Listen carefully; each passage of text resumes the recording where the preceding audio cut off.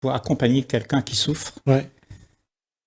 il est nécessaire d'être celui qui ne souffre pas. Parce que quand tu ne souffres pas, écoute ça. Parce que quand tu ne souffres pas, tu aimes. Mais quand tu souffres, tu ne peux pas aimer parce que tu es occupé avec ta souffrance. L'être humain a besoin de s'entraider les uns les autres. Mais il faut que les gens qui s'entraident, ils puissent le faire. Mais si je viens vers toi avec tous mes problèmes et avec tous tes problèmes, on va parler que de problèmes. Et c'est là, moi, je dis que pour sortir de ça, il faut qu'on trouve le moyen de se parler franchement de la situation telle qu'elle est et ne pas se raconter des histoires. Parce que les histoires qu'on se raconte, eh ben, c'est ce qui va nous impacter. Au fond de nous, nous serons toujours en train de parler de ces choses-là. Tu vois pourquoi on parle des guerres? Pourquoi on parle toujours de la guerre? Ça s'arrête pas. C'est parce qu'il y a toujours on remue tout ça. Et on veut que ça continue parce qu'il y a de la distraction. La souffrance, c'est une distraction. Ça te donne envie d'être quelqu'un. Je suis victime, je suis malheureux. Donc, tu te fais valoir auprès de personnes qui sont autour de toi pour que tu puisses avoir un petit peu d'accolade, un petit peu de caresse dans le sens du poil. Et c'est ça qu'on aime, nous les humains. Pour autant, ce que tu es, c'est la grande joie. Laisse tomber ton passé. Tu fabriques la vie maintenant, toujours maintenant, pas avec ce que tu as vécu, pas avec les choses que tu as mangées hier, que tu vas faire aujourd'hui.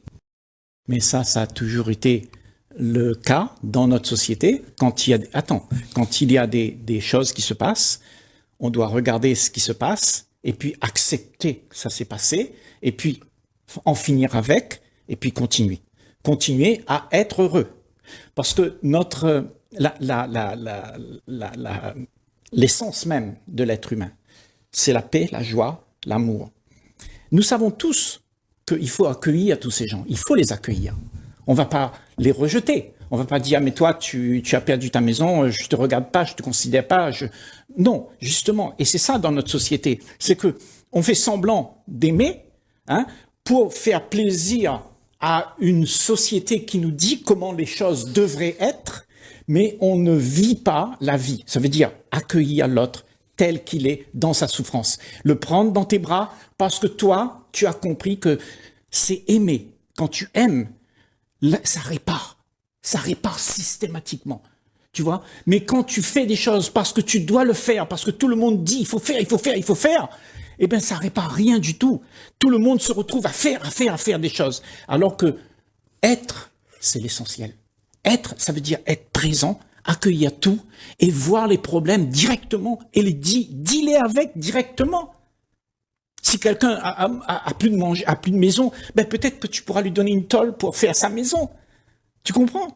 Et c'est ça notre problème, c'est que tout le monde regarde midi à sa porte aujourd'hui. Et alors, tu sais, souvent quand les enfants ils ont des problèmes, on préfère qu'ils ne disent rien parce que ça nous embête, on ne connaît pas la solution. La plupart d'entre nous, on ne connaît pas la solution, on ne sait pas comment le soulager. La plupart d'entre nous, c'est ça. Donc on lui dit, va dans ta chambre, repose bien, va voir le psy, va voir quelqu'un, va voir le prêtre, va voir mon Dieu là-bas, il va t'aider. Moi, je peux rien. C'est comme ça, qu'on aime ou pas, à se dire vraiment les choses comme telles qu'elles sont, Gismi. Tu n'es pas là pour sauver le monde. Le monde va se sauver tout seul quand il aura compris sa propre souffrance. Il faut qu'il le vive, sa propre souffrance. Tu ne peux pas vivre la souffrance de quelqu'un pour quelqu'un. Tu dois rester avec lui, l'accueillir, le prendre sur ton épaule, tu vois, et l'accueillir. Il sait que là, il n'y a personne qui va le juger. C'est celui qui l'entend, il se fie à Gismi ou à moi ou à toi. Je crois qu'il est en train de copier. Non, il a besoin d'inspiration. Chacun d'entre nous, on a besoin d'une inspiration. Et cette inspiration va venir quand on aura compris pour soi, qu'est-ce qu'il y a à faire pour moi. Là-dessus, je suis entièrement d'accord. Ok, mais le problème, c'est que nous, les êtres humains, on compte sur quelqu'un. Le problème, c'est qu'il n'y a personne qui va venir nous sauver. Je finis, laisse-moi juste une minute. Je vais te dire, Guy, laisse-moi une minute. Nous sommes des humains, ok? Nous sommes des humains qui sommes arrivés au monde avec un cordon ombilical. Oui. Tu poses un bébé qui vient de sortir du ventre de sa mère, à côté une brique de lait, il ne saura rien faire. Il a besoin de quelqu'un qui vient ouvrir cette boîte et le lui en plus donner de la meilleure des façons. Donc, on aura toujours besoin de quelqu'un. C'est le cas de tous les mammifères. D'accord. Tu vois, Guy? Je sais, c'est normal. Ah ben, dans ce cas, tu invalides tout ce que tu as dit précédemment. Non, ce que je suis en train de te dire que c'est toute cette race mammifère que nous sommes la race humaine, c'est qu'il y a quelque chose là-dedans qui est mécanique. On se rappelle des choses et on les répète. Tu entends? On se rappelle des choses et on les répète. Et quand on les répète, ben ça devient systématiquement un réflexe. Moi, je dis que cette race humaine-là, c'est pas toi. C'est pas toi, ça. Toi, tu es le cœur. Et le cœur vit. Et le cœur sait les choses. Il n'a pas besoin du passé pour le savoir. C'est inné. L'intelligence du cœur, c'est quelque chose qui est sacré pour l'homme. L'homme, il a cet inné en lui, et ça, c'est sacré. C'est son côté le plus merveilleux.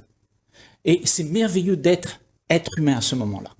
Mais quand tu es un être humain sans le cœur, alors tu répètes le passé. Tu vois? Et c'est ça notre problème, c'est que nous avons eu l'habitude de répéter les choses comme ça devrait être.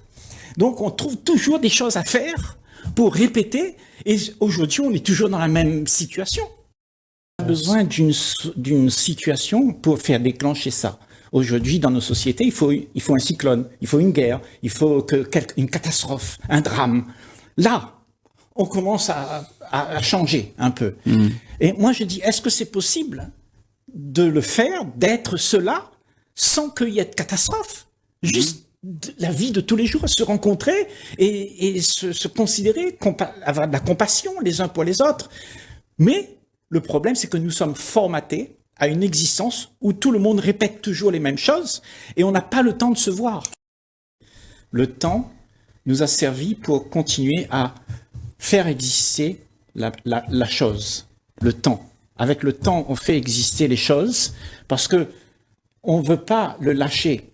C'est ça notre problème, c'est que nous sommes des êtres humains qui ne sommes pas libres. Nous sommes des êtres humains qui cherchons le confort, qui cherchons l'amour, qui cherchons la paix, qui cherchons le nirvana même. Et on ne trouve rien. On ne trouve rien parce qu'il n'y a rien à chercher.